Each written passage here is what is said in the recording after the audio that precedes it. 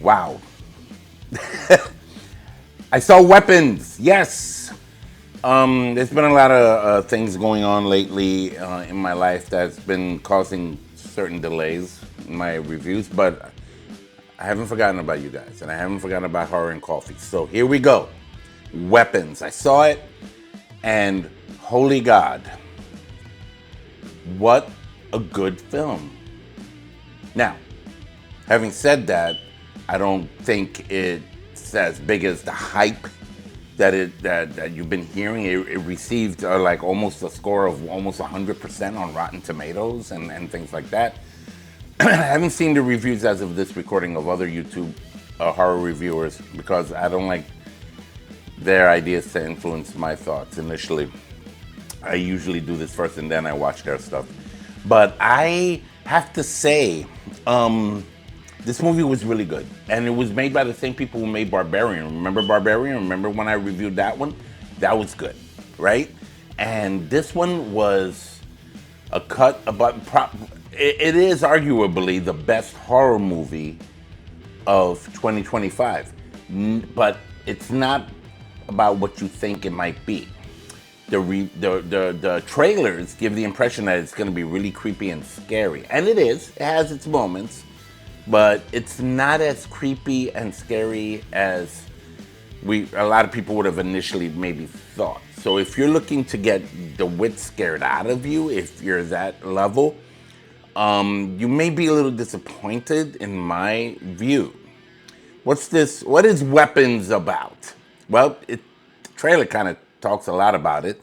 At 2:17 in the morning, one particular night in this small town, 17 kids from one specific classroom run out of their houses at 2:17 in the night. Their parents are still sleeping and everything, and they go off into the dark, and they're never heard from since. Months later, there's been search teams, there's been news reports, there's been investigations. Everybody's trying to figure out what happened here. The parents are distraught, understandably. And the one who keeps getting more of the target is the teacher of that specific classroom. Why that classroom? Does the teacher of that class have something to do with that? And she is pretty much being targeted as a person of interest, a suspect, so to speak. You know, the parents are blaming her, and she doesn't even know what the hell is going on. And her, along with one of the parents, played by Josh Brolin, is trying to figure out what is going on here. Now, what I liked about this movie is that it kind of breaks it down. At first, I didn't understand why, but then as the movie progressed, I got it.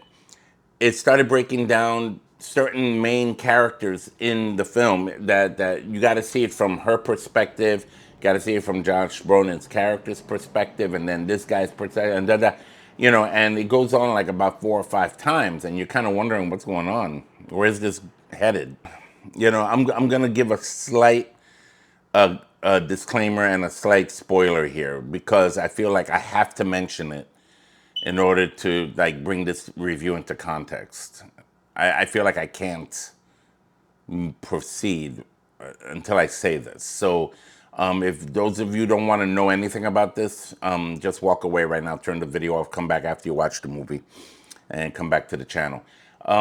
But I was wondering, like, what caused these kids to do this, right? Disappear like that. Is it aliens? Is it supernatural? What is it? It was very X-File-ish. That was the sense I felt from the trailer, that it was something I swear, out of the X-Files, right? That Scully and these guys would have ended up coming to investigate. Turns out that the cause of this, and I'm not going to tell you how it happens, but it has to do with basically witchcraft. Yeah, witchcraft. Brujeria, as us Puerto Ricans like to call it. And bro, and ladies, I have to say, the way it unraveled was great. There were 18 kids in that classroom, but only one still showed up for class the next day. Empty classroom, one kid. Why that one kid was spared? Watch the movie, find out. Okay? What does he have to, is there something about this kid that is the key to understanding what happened and how to resolve it?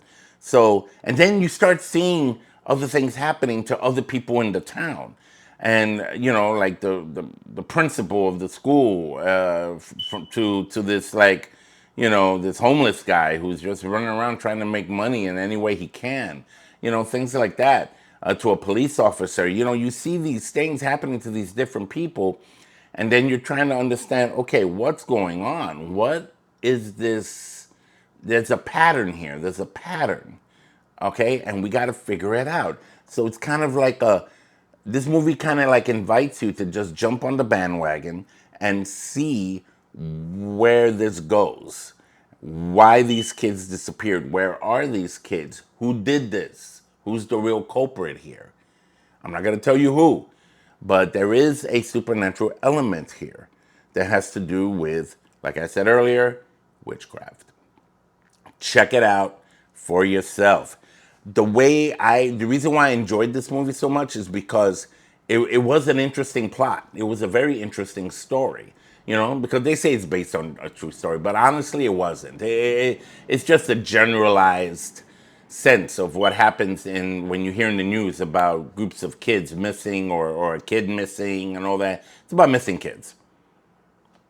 It's about missing kids, and not to take away from that, those real life scenarios. We have to consider that in this particular volume ramped up version of what it's like to lose your kid, and for your kid to suddenly disappear without explanation, is something to absorb, take in, and enjoy, because this movie was enjoyable. It had its scare moments. It made me jump a couple of times. The way the cameras worked in this, I loved the camera work in this film.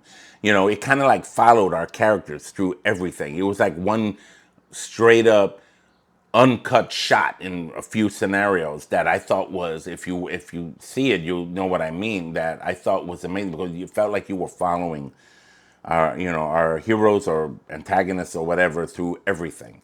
And and here's another part of this movie I didn't expect. There was an element of humor in this movie. It was kind of funny. Not funny. It wasn't a comedy by no means, but and that happens sometimes. Like The Lost Boys was a horror movie, but it had its comic element, and in this movie it has that too. The humor element was in the right spots in the film. It wasn't off. It didn't distract you from what was really going on. It wasn't a comic relief moment. It wasn't something that was corny or anything like that. It was perfectly even placed in the movie, to the point that you find it funny. There's the visuals of it, the what's happening, what people are saying. Some of it is funny, but it falls in the right spots, is what I'm trying to say. And that's what helped aid this movie to be such a good movie. Weapons is the horror movie of the summer. I can tell you that. I don't know about 2025 because we're not done with that year yet, but I can tell you without a doubt, this is the best horror movie of the summer of 2025. I don't know yet about 2025 in general because the year's not over yet. But I can tell you that it's definitely that. And I'm going to give Weapons 4 coffee cups. It was that good. It was that engaging. The scare element was there. The laugh element was there. The laugh, it was appropriate in the right appropriate spots, like I said. And you care about your characters. You definitely try to you sympathize with the teacher, for instance, who's trying to understand why everybody in town is going against her, while she herself is trying to figure out what happened to all her kids in that class and why that one kid, Alex his name was, the only one left. Do you know? If you did, that means you saw the movie. If you don't know, go see the movie, come back, talk to me, comment below, share with me what you think about Weapons.